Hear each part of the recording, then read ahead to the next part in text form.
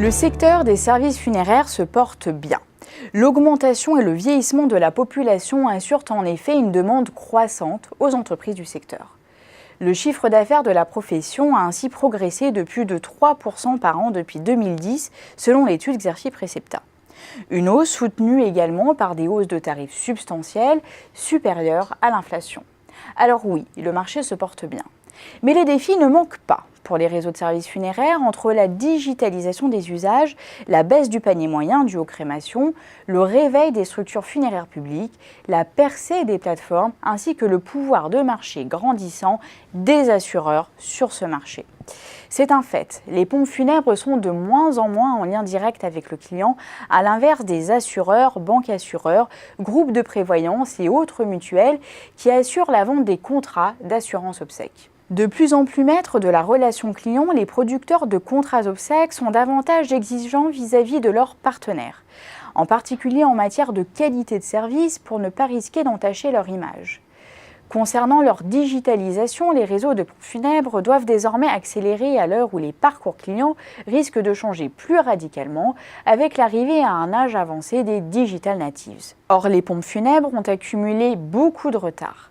Dans ce secteur très atomisé qui compte encore beaucoup d'entreprises familiales, les professionnels innovent peu. Les sites des sociétés sont rarement marchands et leurs fonctionnalités réduites. A contrario, de nombreuses startups ont multiplié les offensives. Bien décidées à se faire une place sur le marché, certaines ont investi des activités connexes au cœur de métier des pompes funèbres, comme la création de mémorials online accessibles depuis la tombe, comme à d'Angélis. D'autres, à l'instar d'Advitam ou de e-Obsèques, sont en revanche venus concurrencer frontalement les entreprises funéraires en cherchant à dématérialiser complètement l'organisation des obsèques en s'appuyant sur un réseau de pompes funèbres locales pour délivrer leurs prestations à des prix compétitifs. Chef de file du secteur avec plus du tiers du marché, OGF et Funecap commencent à prendre la mesure des bouleversements induits par le digital en suivant toutefois des trajectoires différentes. OGF, dont les sites comptent déjà de nombreuses fonctionnalités, a récemment adopté une politique multicanale visant à imbriquer parfaitement les grands canaux de communication et de vente. Pour sa part, Funecap a surtout communiqué récemment sur le lancement d'une offre dédiée à Internet baptisée e-Funéraire.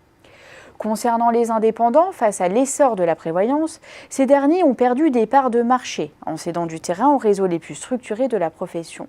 Mais la tendance pourrait bien s'enrayer, voire s'inverser à plus ou moins brève échéance.